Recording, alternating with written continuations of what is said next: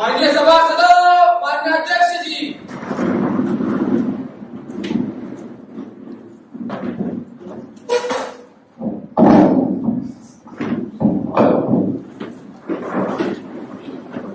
सदस्य शपथ ग्रहण अथवा प्रतिज्ञान करेंगे। महासचिव महोदया। कुमारी निष्ठा जो महाराष्ट्र के जलगांव निर्वाचन क्षेत्र से निर्वाचित हुई है, अब शपथ ग्रहण अथवा प्रतिज्ञान करेंगी। कुमारी निष्ठा प्लीज।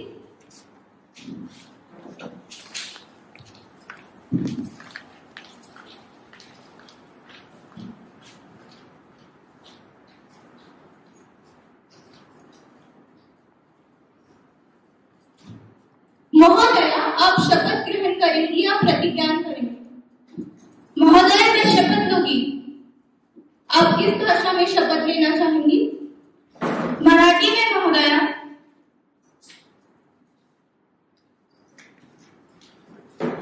मी निष्ठा जी युवा संसदेच्या लोकसभेची सदस्य म्हणून निवडून आले आहे, ईश्वराची शपथ घेते की मी विधीद्वारा स्थापित भारताच्या संविधानाच्या प्रती श्रद्धा आणि निष्ठा ठेवेन, देशाच्या सर्वोच्च एकात्मतेला टिकवून ठेवेन आणि ज्या पदाला मी स्वीकार करणार नाही त्याच्या कर्तव्याचे श्रद्धापूर्वक पालन करेन।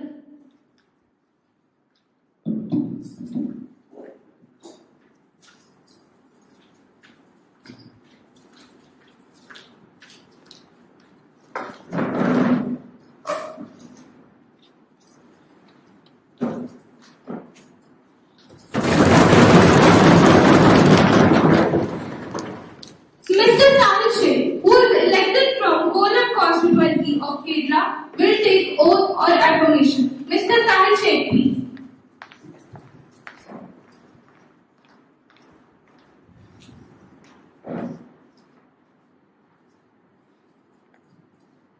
Sir, will you take oath or affirmation?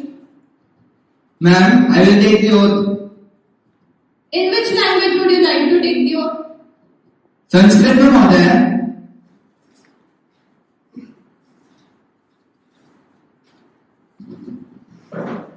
अहम साहिल शेख यदि युवा संसदस्य लोकसभाया सदस्य निर्वाचितापां ईश्वरस्य शपथं स्वीकरोमि यत् मम विधिना स्थापितं भारतस्य संविधानं प्रति श्रद्धा निष्ठा च परिपालयामि, देशस्य प्रभुस्थाने रक्षस्यामि, यस्य पदं च अहं गृहीतवान् तस्य कर्तव्यानां श्रद्धापूर्वक निर्वहणं करिष्यामि।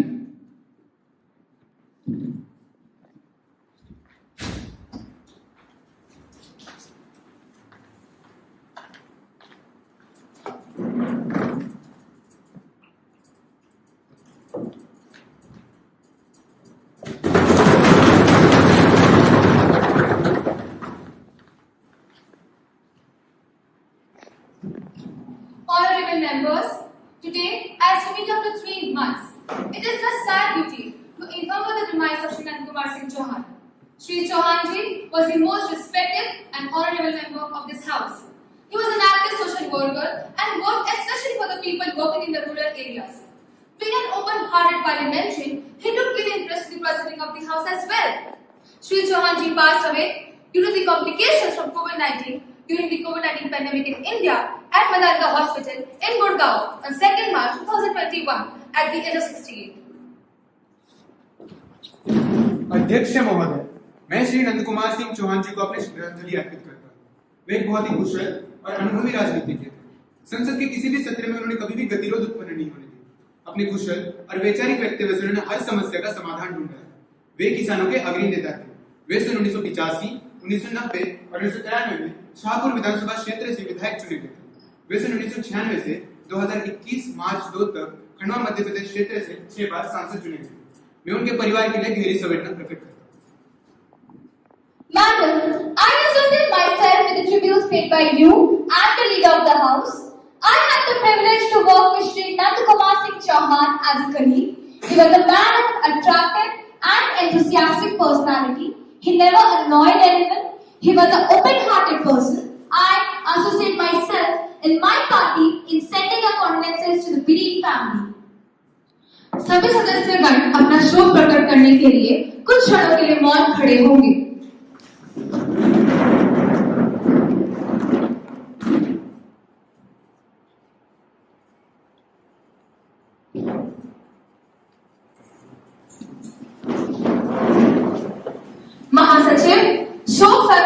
बाद वो सफल का संदेश भेजेंगे। Yes madam. माननीय प्रधानमंत्री नए मंत्री का परिचय सदन को कराएंगे। Honorable Speaker, Madam, I have great pleasure in introducing to you and through you to the House my colleagues, the new Minister, Shri Yash Yadav, Minister of Civil Aviation, Ms. Mansi Mohite, Minister of Heavy Industries.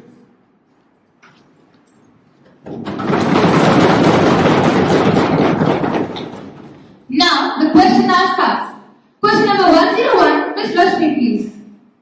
अध्यक्ष महोदय, प्रश्न संख्या 101। क्या हमारे माननीय rail मंत्री जी यह बताने की कृपा करेंगे कि क्या भारतीय प्रवासी रेलगाड़ियां अपने नियमित समय सारिणी के अनुसार चलती है? क्या रेल मंत्रालय को यात्रियों के महत्वपूर्ण समय का कोई ध्यान नहीं? क्या आपका मंत्रालय देर से चलने वाली इन गाड़ियों के मुसाफिरों को उनका किराया वापस करेगा? अध्यक्ष महोदय, हमारी इस ट्रेन के करीब 60 से 65% ट्रेनें आधे या 1 घंटा की तो कम से कम 25 से 30 घंटे तक भी ले सकती है। Silence please. क्या माननीय रेल मंत्री जी इस बात पर कोई ठोस उपाय बताएंगे? धन्यवाद। Honorable Rail Minister, please. अध्यक्ष महोदय, सबसे पहले तो मैं आपके माध्यम से सदस्य जी को यह बताना चाहूंगा कि भारतीय रेलगाड़ियों के लिए समय सारणी निश्चित है और इसी समय सारणी के अनुसार ही सभी ट्रेनें अपने समय अनुसार चलती है और मेरे मंत्रालय को यात्रियों के समय के महत्व का पूरा ध्यान रहता है और ट्रेनों को अपने सही समय के अनुसार चलाने की भरसक कोशिश की जाती है। अध्यक्ष महोदय, माननीय सदस्य जी ने जो 60 से 65% ट्रेनें 25 से 30 घंटा देरी से चलती है यह आरोप लगाया है वह तथ्यों से बहुत दूर है, क्योंकि हम मानते हैं कि कुछ गंभीर कारणों की वजह से ट्रेन थोड़ी देर लेट हो सकती है, लेकिन 25 से 30 घंटे यह तो बिल्कुल गलत है।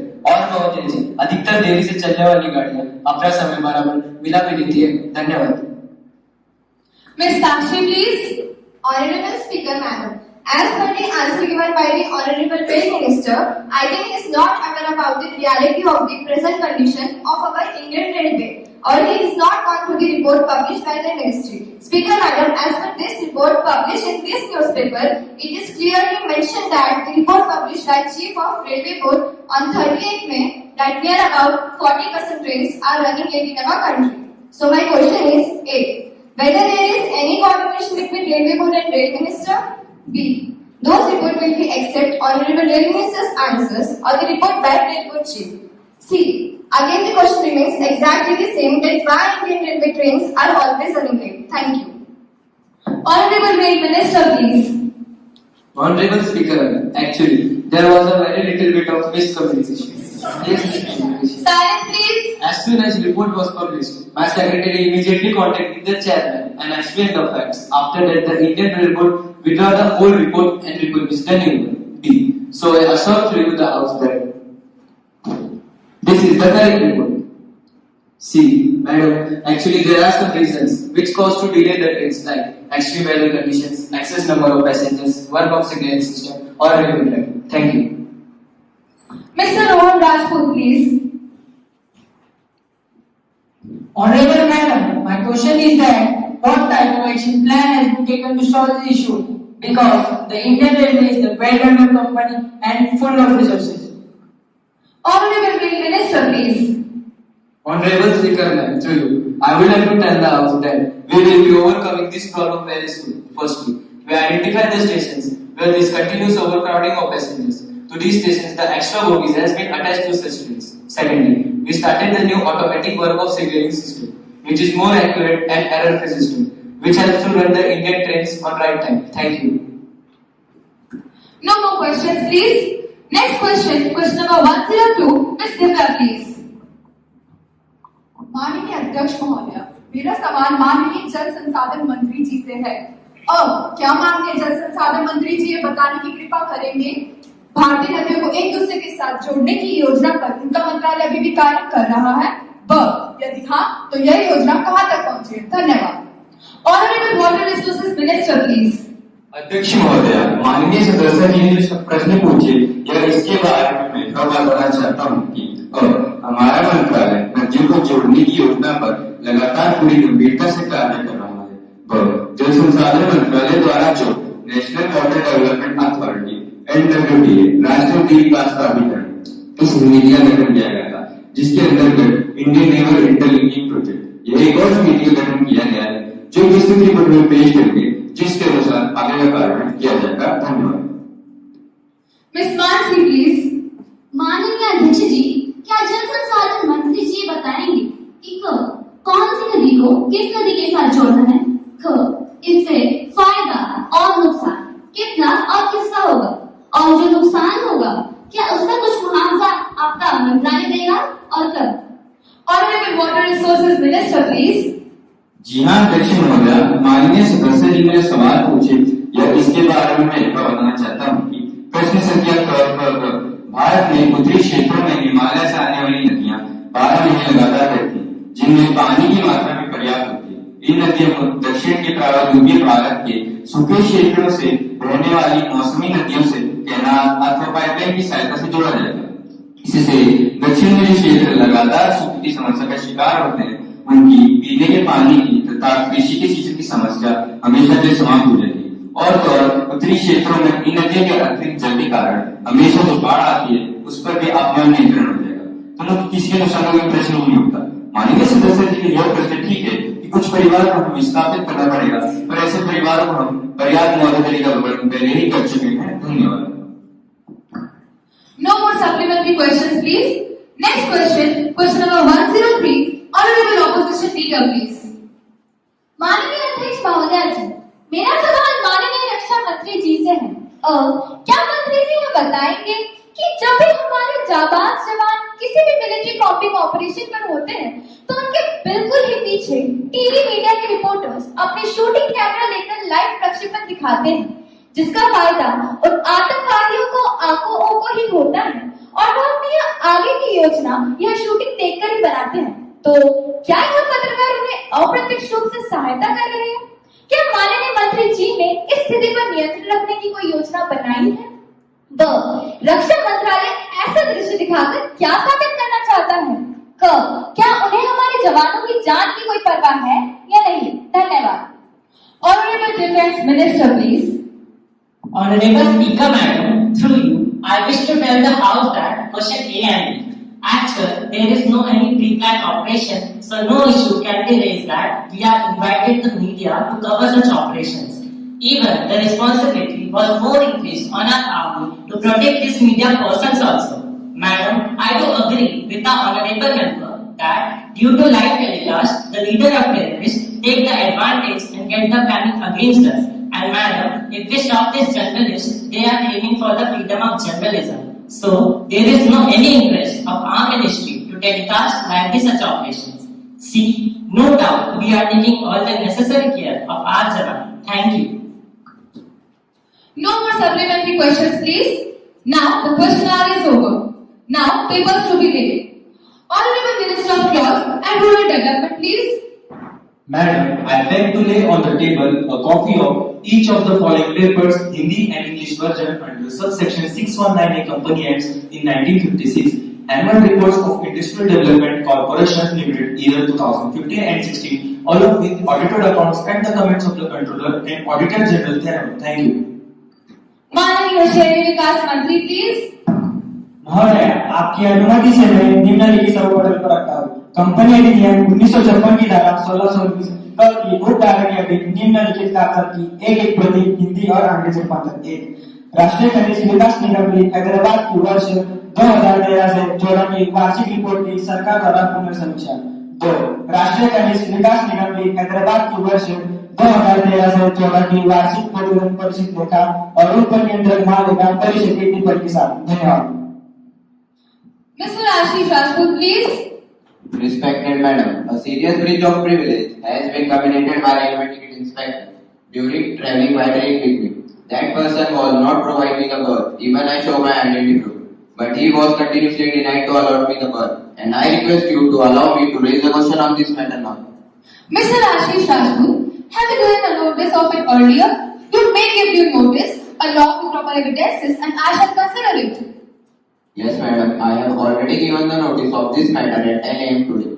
Okay, it will be examined when it comes to me. I shall consider it and let you know my decision.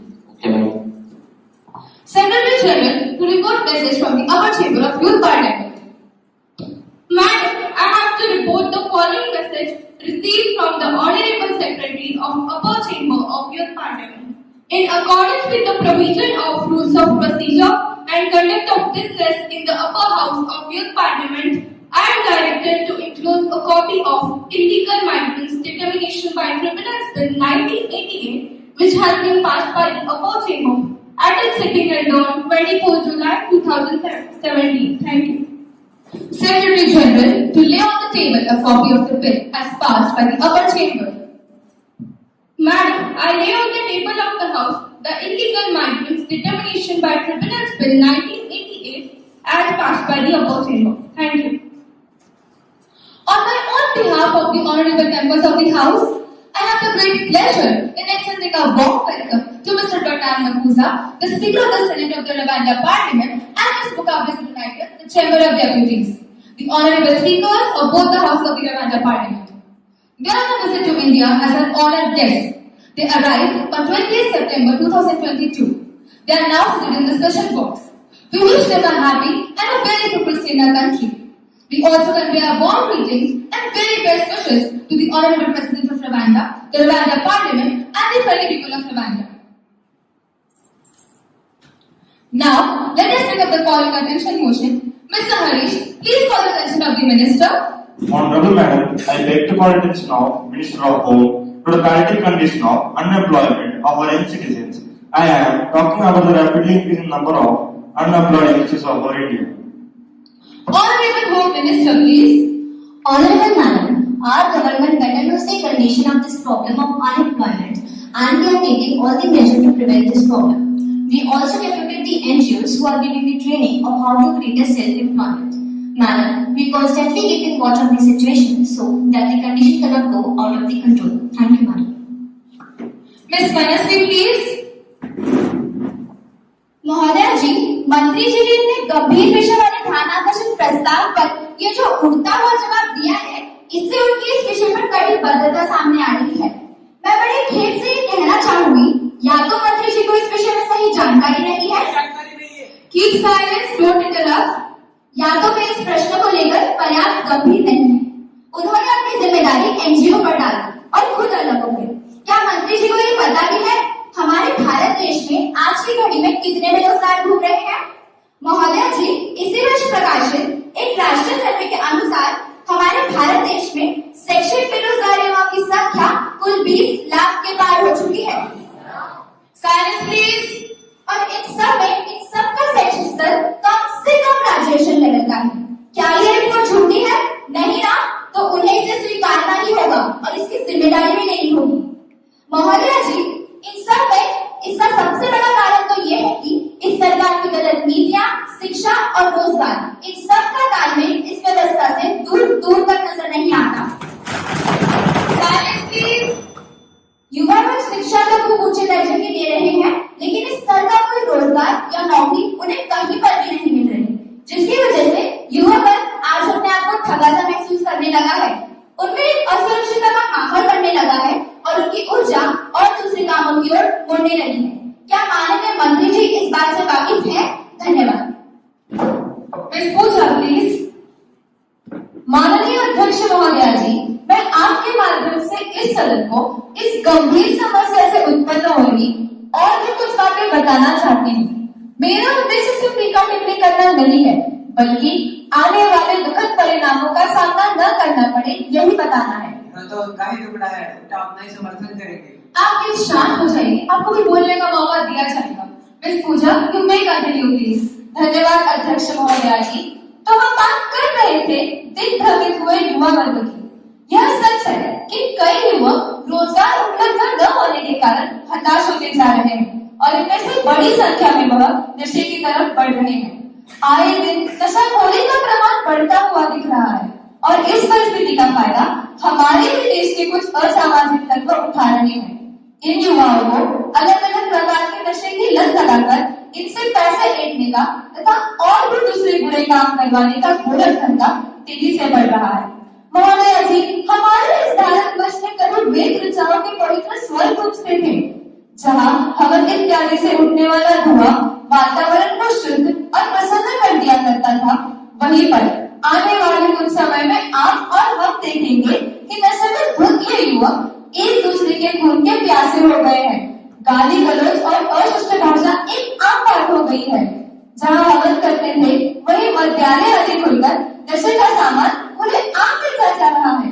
चरस, गांजा, सिगरेट इत्यादि का धुआं निकल रहा है और इस परिस्थिति का एकमात्र कारण होगा युवाओं की बढ़ती यह बेरोजगारी।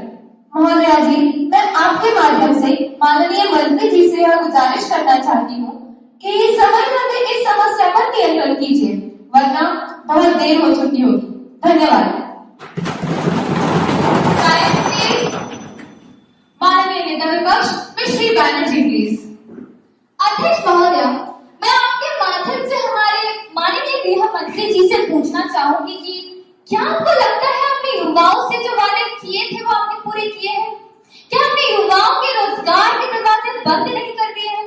सरकारी नौकरियां खत्म कर दी है, छोटे मझौले तथा ग्रामीण उद्योग तकरीबन बंद होने के कगार पर पहुंच चुके हैं, जिसके कारण गांव, देहात, छोटे शहरों से लेकर बड़े बड़े मेट्रोपॉलिटन शहरों में भी युवा आज बेरोजगारी से परेशान होते हुए नजर आ रहे हैं। स्वयं रोजगार के लिए ना ही इनके पास पर्याप्त पूंजी है, न ही पर्याप्त संसाधन मौजूद है, तो आखिर युवक जिंदा रहने के लिए जाए तो जाए कहाँ? अध्यक्ष महोदय, कल्पना कीजिए, जब एक युवक अपने डिग्रियों का गट्ठर लेकर सवेरे घर से नौकरी की तलाश में निकलता है और उसके आने की राह में उसके बूढ़े माँ बाप आंखें बिछाए रहते हैं, पर जब यही युवक संध्या को थका हारा सक्षम होते हुए भी, आई रिपीट सक्षम होते हुए भी जब खाली हाथ घर लौटता है, तो सोचिए क्या दशा होती होगी उस बूढ़े माँ बाप की और क्या दशा होती होगी उस थके हारे युवक की जो दर दर की ठोकरें खाकर एक नौकरी नहीं ला पाया। अध्यक्ष महोदय, ऐसे ही युवक आतंकवादी गुट के आसान शिकार बनते हैं, क्योंकि आखिर कब तक यह युवक इस सिस्टम के साथ घसीटता हुआ चलेगा? एक न एक दिन वो तो दहाड़ते हुए उठेगा और तब उसे बहलाने और फुसलाने वाले यह आतंकी गुट मिल जाए और यही राह दिखाने वाले व्हाट्सएप और फेसबुक जैसे मार्गदर्शक मिल जाए तो यह राह और आसान हो जाती है। इसीलिए हमारी सरकार से बस यही विनती है, समय रहते स्थिति पर गौर कीजिए, नियंत्रण कीजिए स्थिति पर, क्योंकि यह स्थिति आपने निर्माण की है और आपको इसका हल ढूंढना है। जो हाथ आज दुश्मनों के बंदूकें थामने को तैयार है, उन्हीं हाथों को मातृभूमि के लिए लगाइए, वरना पश्चाताप के सिवा कोई चारा नहीं बचेगा। धन्यवाद। Silence please. Honorable Home Minister please. Honorable Madam, through you, I am answering the questions. Madam, this is the most sensitive issue regarding the safety and security of our nation. As per the information given by our friends, it is not totally based on the factual things. At present, opposition members are becoming very happy as they grip any issue, but here they forward the schemes which we implemented for our young peoples. Our government started a number of projects and schemes which are generating ample of opportunities not only for employment but self-employment also. Our government initiated the startup program like Udaan, Digital India. Like the number of the program which we started. I just suggest my respected opposition members to please open and read the weekly paper of employment news so that they will know how many seats are available for the government jobs. Regularly, our different ministries are called for job applications from time to time, and the people who fulfill the desired requirements for that job, those candidates easily get these jobs. Madam, our opposition members can see that in the issue of 23 June of Employment News, 10,000 jobs are available in an Institute of Banking Personnel Selection, that is IBPS. In BSF, 207 technical posts are available. Not only that, in Indian Navy, 24 posts are available. Madam, how much should I explain? Our government also generated the self-employment program, so these people do not depend on the government. Help now the question of terrorism. Madam, our operation All Out gave a strong, gave a strong and powerful step on the face of the terrorists, and they ran away from our territory. And we are fully alert regarding the addiction among such young peoples. Strict actions were taken against such criminals, so their crime drama was also coming down rapidly. Madam, through you, I once again say that don't make an issue of sensitive watch our program, study our streams and see the results. Thank you, madam. No more discussion, please. Keep silence. Now, the discussion on the matters of urgent public importance under the Rule 193. Honorable Opposition Leader, please.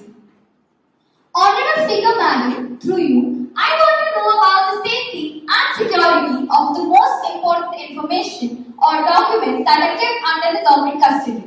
Madam, I'm talking about the mishap which happened on 1st June in Mumbai and Maharashtra. A major fire broke out in Sindhya House, Balad Estate, which houses the Income Tax Department's Investigation Wing and Recovery Tribunal (TRT). अध्यक्ष महोदय, यह एक अत्यंत गंभीर, भयानक तथा झकझोर के रख देने वाली एक घटना है, क्योंकि आयकर विभाग के उस कक्ष में ऐसे अत्यंत गोपनीय तथा महत्वपूर्ण जानकारियां मौजूद थी, जो कि भारत के बैंकों में करोड़ों का घोटाला करके भाग जाने वाले चाचा भतीजे और उनके परिवारों से जुड़ी हुई थी। पर बस एक ही झटके में वो सब आग में भस्म हो गया।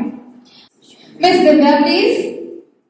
माननीय अध्यक्ष महोदय, हमें तो ये मात्र अपराध नहीं, एक बहुत बड़ा षड्यंत्र लग रहा है, जो कि कुछ विशेष लोगों को सही सलामत बचाने के लिए किसी के द्वारा रचाया गया था और दुर्भाग्य से वह उसमें कामयाब भी हो गए।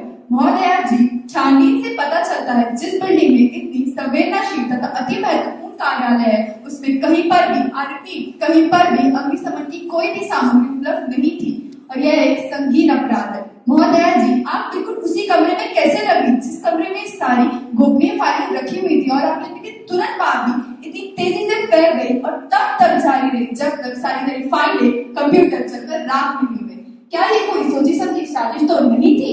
मैडम जी, प्राप्त जानकारी के अनुसार आप शाम 4:50 पे लगी, जो लेवल 4 यानी कि बहुत ही गंभीर स्तर की थी। तुरंत ही अग्निशमन विभाग को सूचित किया गया, जो और तकरीबन 32 मिनट देरी से घटना स्थल पर पहुंची। आप जब तक अपना कार्य पूरा कर चुकी थी। महोदया जी, इससे तो यही साबित होता है यह सरकार कोई भी महत्वपूर्ण जानकारी की सुरक्षा करने में असमर्थ है। इसके बारे में माननीय अर्थ मंत्री कुछ बताना चाहेंगे? धन्यवाद। Mister Karan Singh, please. महोदया जी, हम तो बस यह कहना चाहते हैं कि इस सरकार ने इनकम टैक्स ऑफिस की लगी आग के प्रकाश में उन विशेष लोगों को विदेश सुरक्षित जगह आश्रय देने का रास्ता ही दिखा दिया। सारे बड़े अखबारों के मुखपृष्ठ पर यही बताया जा रहा है कि यह एक बहुत बड़ी सोची समझी साजिश है, जो उन घोटालेबाज परिवार वालों को बचाने के लिए रची गई है।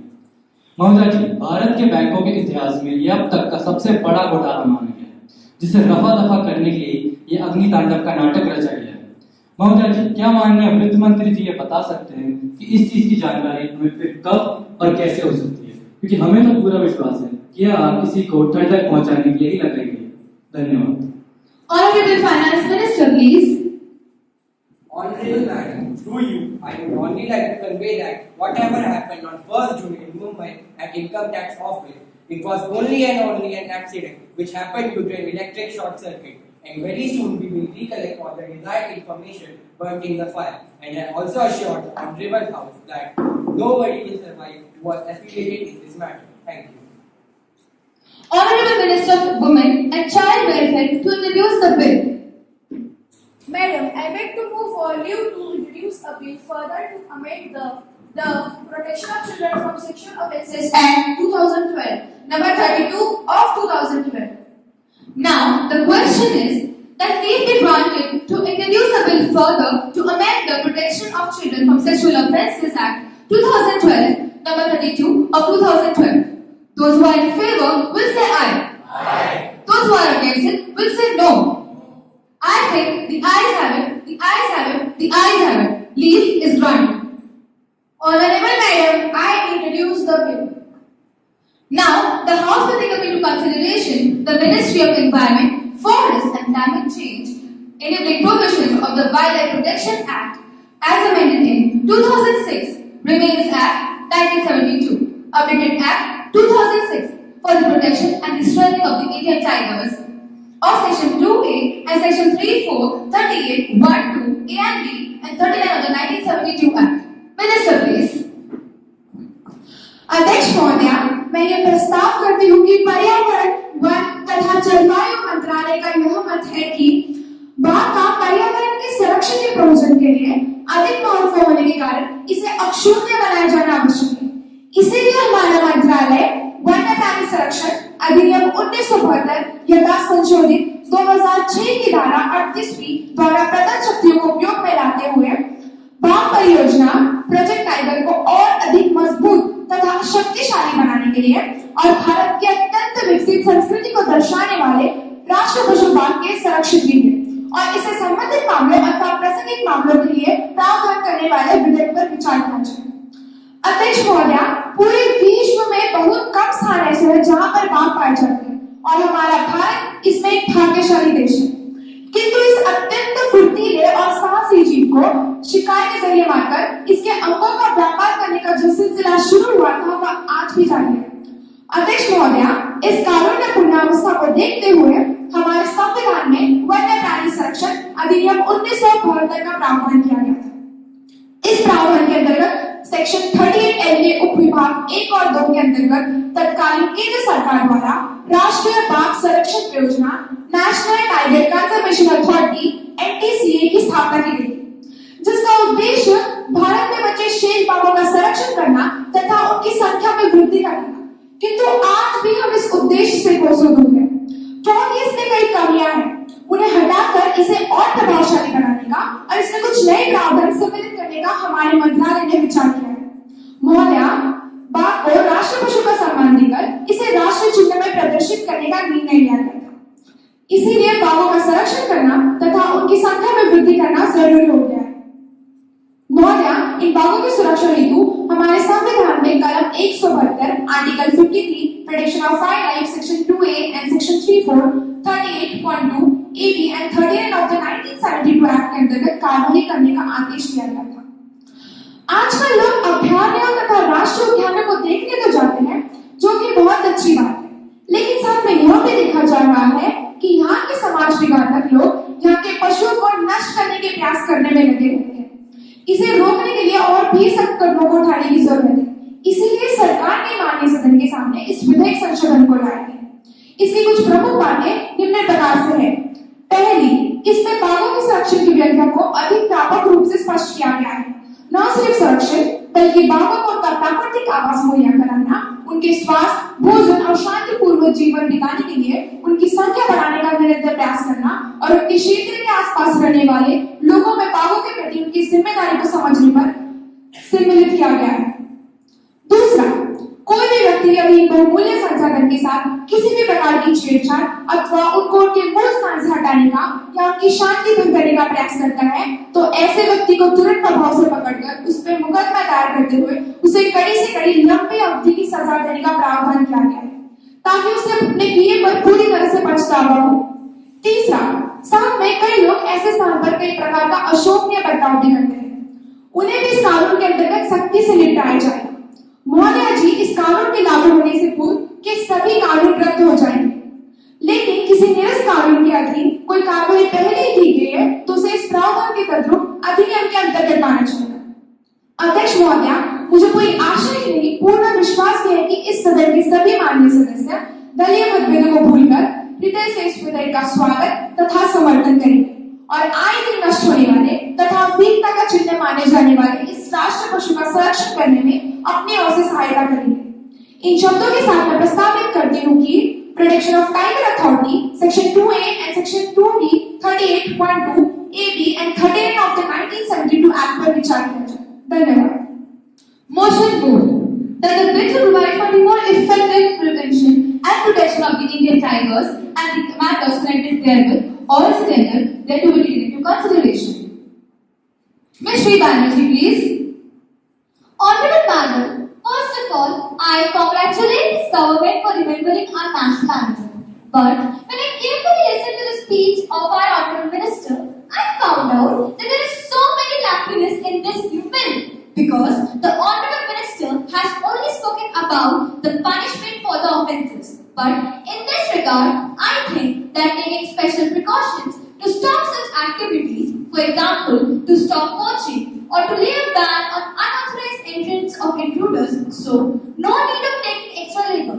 Madam, it is indeed true that our country has the gift of a very precious animal which are very rarely found in the other parts of the world.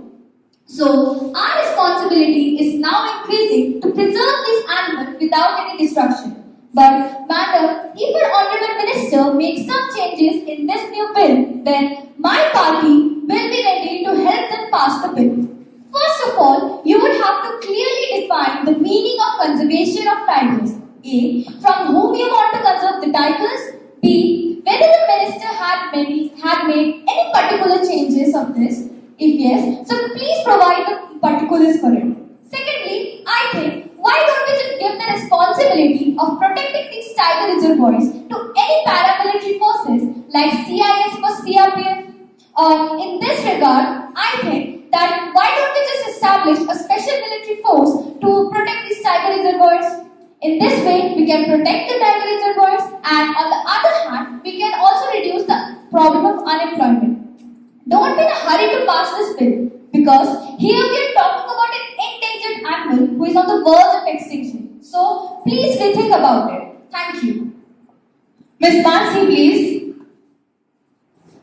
अध्यक्ष महोदय, सबसे पहले मैं आपको धन्यवाद देना चाहूंगी कि आपने मुझे इस विषय पर बोलने का मौका दिया। मैडम जी, हमारी सरकार का हमेशा से यह प्रयास रहा है कि अक्सर भारत को अधिक से अधिक ऊंचाइयों की बुलंदियों पर ले जाए, परंतु इसमें सामान्य विपक्षी सदस्यों को दिलचस्पी नहीं लगती। हमारी सरकार अपने राष्ट्रीय पशुओं को बचाने का जो प्रयास कर रही है, उसका हमें गर्व होना चाहिए। हम एक महत्वपूर्ण कानून को नया रूप दे रहे हैं, जिससे पुरानी खामियों को दूर किया जा सके। महोदया, मैं खुद पर्यावरण शास्त्र की विद्यार्थी होने से Keep silence, please. No interruption. मेरी गहन रुचि इस विषय में है। महोदया, कई लोग गंदगी फैलाते हैं और तो और पान तंबाकू खाकर इधर उधर थूकते रहना, यह तो जैसे इनके संस्कृति का हिस्सा ही है। इन्हें तमीज नहीं होती है। वेफर्स और चॉकलेट्स के रैपर इधर उधर फेंकते रहना, यह तो जैसे इनकी संस्कृति का हिस्सा ही है। और कुछ कमी है तो मुंह में चिकन चबाते आना और बाद में उसी रास्ते पर फेंक देना। तथा एक और बात यह भी है कि जंगल में पड़े अपने मोबाइल फोन पर गाने लगाना, बात करके जोर जोर से चिल्लाना। मैं तो यही कहूंगी कि चाहे सड़क अभयारण्य है, उनके आसपास के 10 किलोमीटर के घेरे में पान, गुटखा, चिंगम, तंबाकू इत्यादि बेचने पर सख्त प्रतिबंध लगाया जाए, और जो भी व्यक्ति इसे बेचते हुए या अपने पास रखा हुआ पकड़ा जाए तो उस पर भी वही धारा लगनी चाहिए जो बाघों की शिकायत की रहती जा रही है। महोदया, कई लोग बाघों को चिढ़ाने में अपने आप को धन्य मानते हैं। ऐसे लोगों को असामाजिक प्राणी के नाम से घोषित कर देना चाहिए। धन्यवाद। आप साफ साफ क्यों नहीं बोलते? ऐसे इशारों में क्या बोल रहे हो? मिस्टर सिद्धार्थ, आप कृपया बैठ जाइए, आपको भी बोलने का मौका दिया जाएगा। Mister Aarush, please. Madam, I'm very happy to hear the enthusiastic speech of our administration. ओ दादाजी, ऑपरेटर दादाजी। No interruption, please. Mr. Arush, you may continue, please. महाशय, इस बिल को लाने में इस सरकार की सही मंशा क्या है, यह पहले पता लगाना जरूरी है। इसके पीछे कोई छिपा एजेंडा तो नहीं, यह भी ढूंढना जरूरी है। महाशय, इनको भारत के सारे राष्ट्रीय व्याघ्र प्रबंधकों पर एक समान सुरक्षा प्रदान करनी होगी। हमारी पार्टी इसका विरोध सड़क बदल के करेगी। हर जगह को इसका विरोध झेलना पड़ेगा। किसी भी जगह पर गंदगी फैलाना, जगह के शांत वातावरण को बाधा पहुंचाना, बाघों के साथ छेड़खानी करना, शिकार करना और परेशान करना वाकई गलत है और हम इसका तहे दिल से विरोध करते हैं। लेकिन 10 किलोमीटर के दायरे में लोगों के रहने पर प्रतिबंध लगाना क्या वाकई दुरुस्त हो सकता है? जो लोग बिल्कुल गरीब है और जंगल पर निर्भर है, उनके लिए आप क्या व्यवस्था करने वाले हो, यह तो आप नहीं बता रहे। इन लोगों के निर्वाह का दूसरा और भी उपाय है? पहले इनके जवाब दीजिए, फिर पास करवाइए। धन्यवाद। Miss Vaishnavi, please. महोदया, मैं इस चर्चा में संक्षिप्त में कहना चाहती हूँ कि आप लोग सरकार की मंशा पर कृपया सवाल न उठाएं। देखिए, यह एक महत्वपूर्ण बिल है। इसके पास होने से बाघों की नष्ट होती प्रजाति को बचाने का हमें एक सुअवसर प्राप्त होगा और लोग हमें दुआएं देंगे। सभी मित्रों से मैं विनम्रता से निवेदन करती हूँ कि वे इस विधेयक का समर्थन करें। Honorable Minister of Environment, Forest and Climate Change, please. Madam, as regard the points raised by the honorable members, now I try to satisfy them. पहला, महोदया, जैसे कि श्रीमती श्री के अनुसार किसी विशिष्ट सुरक्षा बल का निर्माण करना अच्छा रहेगा, तो इस विषय में मैं इतना ही कहना चाहूंगी, इससे सरकार की तिजोरी पर भारी दबाव पड़ जाएगा। इसके लिए हमें पहले तो अर्थ मंत्रालय से बात करनी होगी। इसीलिए आपका सुझाव वैसे तो प्रथम दर्शन में अच्छा है, लेकिन इस पे और चिंतन की जरूरत है। दूसरा, अब हम हर एक महत्वपूर्ण जगह पर सीसीटीवी कैमरा से निगरानी रखना शुरू करने वाले हैं। इसे दोषी व्यक्ति तुरंत पकड़ में आएगा। तीसरा, इस तरह से क्षेत्र के आसपास पान, तंबाकू, गुटखा, च्युइंगम बेचने पर तथा प्लास्टिक के उपयोग पर सख्ती से कानूनन प्रतिबंध लगाया जाएगा। और आनुज जी, कृपया आप हमारी मंशा पर सवाल ना उठाएं। हम एक साथ सारे स्थानकों पर एक जैसी सुविधाएं उपलब्ध कराएंगे। आप इस बारे में निश्चित रहिए। धन्यवाद। Miss Manasvi, please. It means, as per the Honorable Minister, if the Finance Minister doesn't give the permission at that time, there will be no protection of guarantee, no guarantee of protection of tigers. So why the government do such a long time passing discussion? Thank you. Honorable Minister of Environment, please.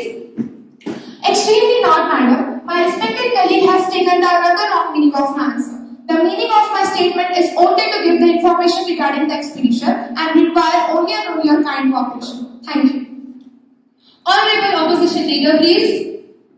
Madam ji, ऐसा लग रहा है जैसे यहाँ पर तो सब कुछ खाना पूर्ति के लिए ही हो रहा है, वरना क्या जरूरत थी टीवन और अपनी जैसे बहादुर को मारने के लिए।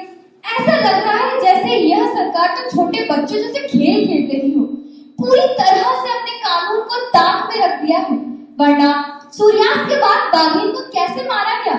क्या आपके पास पिक्चरों की कमी हो गई थी? यह तो चूहे भी नहीं पकड़ सकते, बाघिन क्या पकड़ेंगे? ओके महोदया जी, वह दो बच्चों की माँ थी। इन्होंने एक माँ का कत्ल किया है। चलिए, जो हुआ सो हुआ। And what about the rehabilitation of those families who are going unemployed due to your so-called farman? Thank you. Honorable Minister of Environment, please. Honorable Madam, we are already planned for it. We are offering them another things to sell instead of pan, tobacco, gutka, plastic, whatever valued of the seized material. We'll provide them twice a time more valued material, whatever they like to sell. We'll also offer a job of security person, guide at the national parks among those affected families. Thank you, Madam. I hope I have answered most of the questions raised by the honorable members in course of any speech. I once again thank you, support and send your cooperation in implementing these measures. I request the House to pass the bill. Thank you. Now, the question is that the bill to provide for the more effective prevention for the tigers of our country and the matters connected therewith or incidental that will be taken into consideration. Those who are in favor will say aye. Aye. Those who are against it will please say no. I think the ayes have it, the ayes have it, the ayes have it. The motion is adopted. Clause by clause consideration. Now, the question is that clause 210 as part of the bill. There is one amendment in clause 6A by Ms. Shri Banerjee. Are you moving it? No, madam. In view of the reply given by the minister, I am not pressing my amendment. Now, the question is that clause 210 as part of the bill. Those who are in favor will say aye. Aye. Those who are against it will say no. I think the ayes have it, the ayes have it, the ayes have it. The motion is adopted. Clause 210 as part of the bill. Now, the question is that clause 1, the enacting formula and the title as part of the bill. Those who are in favor will say aye. Aye. Those who are against it will say no. I think the ayes have it, the ayes have it, the ayes have it. The motion is adopted.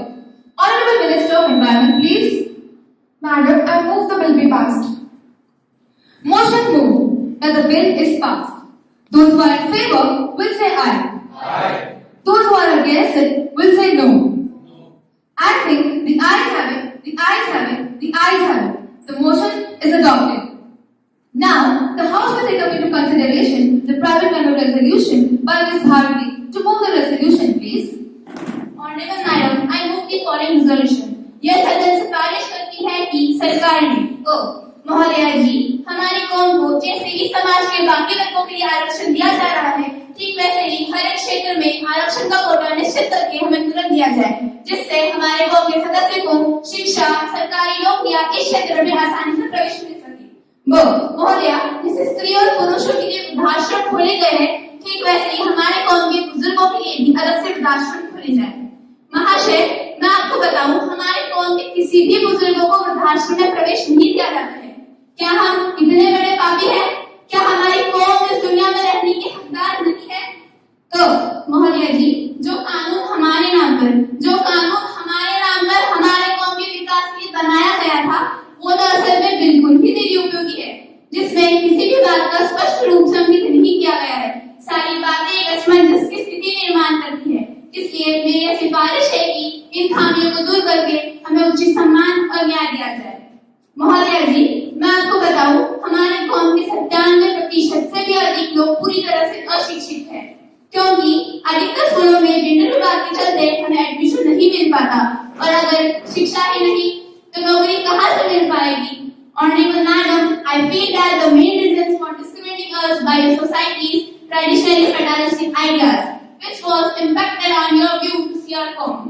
This problem is created only in our country because of the shrinking and orthodox way of thinking of some people. It is tragic that in this greed, some criminal-minded people use our members to earn money. They do not hesitate even to destroy the lives of people. Today, it is not a simple law and order to protect us properly. The problem has to be tackled on many fronts by the government. I will place some suggestions before the government. Firstly, there should be coordinated action by the various ministries of the government. The act should be combated by the ministries of Finance, Home Affairs, Welfare, Law and Health, and Home Minister. Secondly, the existing law has not mentioned any clear-cut rights, and this law is just a blanket petition. Thirdly, the government should pass the orders to the ministries to allow proper quota in various sectors of their ministry.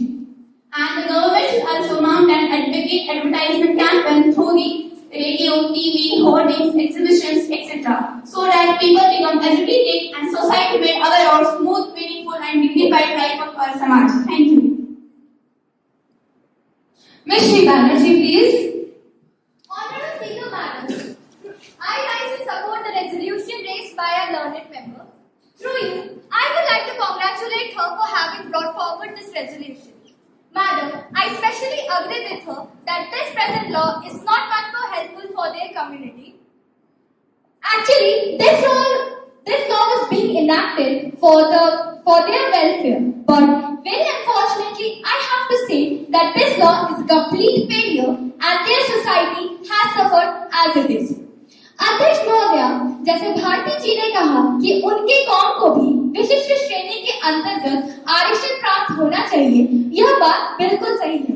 सिर्फ शिक्षा या नौकरियों के क्षेत्र में ही नहीं, बल्कि चिकित्सा के क्षेत्र में भी उन्हें आरक्षण प्राप्त होना चाहिए। अध्यक्ष महोदया, अगर हम आज के कानून की बात करें तो यह कानून तो सिर्फ भोगवादी संस्कृति को ही बढ़ावा देती है। धन्यवाद। Ms. Pooja, please. I also agree with the honorable member who has introduced the resolution that the government should give proper respect and equality to the community in the society. The another member from our society should change their view to see this community as we must offer the proper respect and regards so that they can get a dignified happy life. महोदया जी, मैं इतना ही कहना चाहूंगी कि यदि हमें वास्तव में समाज में समानता लानी है तो इस एक वर्ग विशेष को विकास की धारा से कैसे वंचित रख सकते हैं? हमें इनकी हर संभव तरीके से अधिक सहायता करनी पड़ेगी। यह हमारे समाज की जिम्मेदारी नहीं, कर्तव्य भी है। I once again support the resolution made by Bharti ji. Thank you. महोदया जी, मंत्री जी कुछ जवाब दे इससे पहले मैं कुछ कहना चाहती हूँ। कृपया मुझे बोलने की इजाजत दीजिए। ठीक है, आप अपना वक्तव्य कृपया संक्षेप में कहिए। धन्यवाद अध्यक्ष महोदया जी। मैं सदस्य के द्वारा विधेयक की सुधार प्रस्ताव का पूरी तरह से घोर विरोध करती हूँ और आपका तथा माननीय सदन का ध्यान सदस्य के अनुचित मांगों की तरफ खींचना चाहती हूँ। इन्हें मौजूदा कानून में और भी रियायतें चाहिए। क्यों भाई, किसने यहाँ जगह जगह पर इनके लोग ऐसे पैसे लेते हैं कि जैसे इनके पुरखों की जागीर हमारे पास रखी हो, और पैसे देने से मना करने पर खुलेआम अश्लील हरकतें करना शुरू कर देते हैं ताकि कोई परिवार वाला व्यक्ति शर्म से पानी पानी हो जाए, या तो ये खुलेआम मारापीट और गुंडागर्दी पर भी उतर आते हैं। इन्हें और क्या ज्यादा रियायतें देने की जरूरत है? जितना इनको हमने अभी तक दिया वही बहुत काफी है। धन्यवाद। हाँ अध्यक्ष जी, माननीय सदस्य जी ने तो सिक्के का सिर्फ एक पहलू देखा है। यह आपका समाज हमारे तरफ किस दृष्टि से देखता है, क्या आपने इसमें कभी विचार किया है? माननीय सदस्य जी थोड़ा यह बता दें कि क्या किसी सरकारी नौकरी में या किसी कॉलेज यूनिवर्सिटी में आज से 5 साल पहले कोई आरक्षण हमारे था तो क्या भीख मांगना पाप हो गया? एक तरफ भीख मांगना कानूनन अपराध है तो दूसरी तरफ नौकरी मिलना भी असंभव है। तो हम करें क्या? क्या इस तरह से जन्म लेना हमारे हाथ में था? हमारे ऊपर होने वाले अत्याचार आप जैसे संकुचित विचारधारा वाले लोगों के कारण ही है। आप हमें पैदा होते ही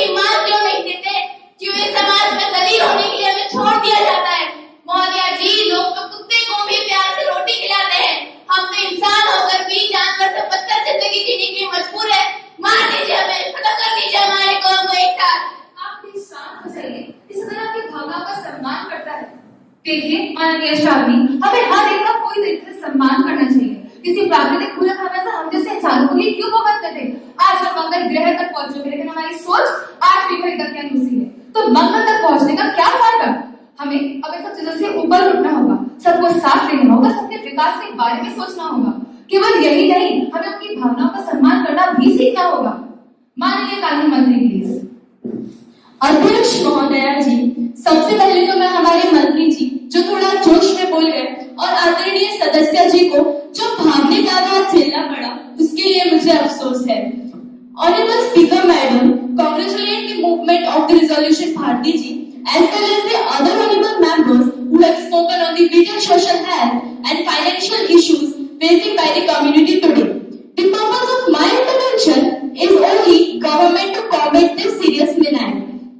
महोदया जी, जैसा कि भारती जी ने पूछा, मैं माननीय सदस्य जी को आपके माध्यम से यह बताना चाहती हूँ कि यदि मौजूदा कानून में और भी कमी पाई जाती है तो उन्हें तुरंत ही दुरुस्त किया जाएगा। इसके लिए हमने एक समिति भी गठित कर दी है जो कि हमें इस बारे में अध्ययन करके हमारे मंत्रालय को विचार देगी, जिसके बारे में आगे चलकर अध्ययन सही सुझाव लिए जाएंगे महोदया। और कानून में कोई कमी नहीं होगी तो कानून प्रभावशाली होगा ही। तो और माननीय सदस्य जी ने जो वृद्धाश्रम की बात कही है तो उस पर हमारा मंत्रालय पहले से ही गंभीरता से विचार कर रहा है। तो फिर शुरू में ऐसे 5 राज्यों में आश्रम खोले जाएंगे जिनमें पूरी तरह सारी सुविधाएं उपलब्ध कराई जा सकेगी। महोदया, इस कार्य में थोड़ा वक्त तो लगेगा ही। धन्यवाद। माननीय गृह मंत्री प्लीज। अध्यक्ष महोदया, हम हमेशा ही हर व्यक्ति का सम्मान करना चाहते हैं जिससे कोई भी ऊंच नीच का सवाल ही नहीं उठता। और रही आरक्षण देने की बात, तो सभी सरकारी स्कूल, कॉलेजों और सरकारी नौकरियों में हमने इनकी कौम के प्रवेश के लिए पहले से ही समुचित व्यवस्था कर दी गई है और इसका सख्ती से पालन किया जाता है। और रही आरक्षण का कोटा निश्चित करने की बात, तो उसे हम एक समिति का गठन करके जल्दी तय कर देंगे। धन्यवाद। माननीय कानून मंत्री please. So at last, in view of the undertaken by our minister, in the efforts undertaken by our government to meet this problem, I request to Bharti ji to withdraw her resolution. Bharti ji, will you? Honorable Madam, I am grateful to the respected members for lending support to my resolution. In the assurance given by the Honorable Minister, and since the law has already been enacted to deal with Minai, I hope that the government will take all the strict measures to eliminate this problem. Therefore, I may allow to withdraw this resolution. Thank you. Has the honorable member leave of the house to withdraw her resolution? Yes. The resolution by leave of the house is withdrawn. Now, the house is adjourned to meet again tomorrow at 11 a.m.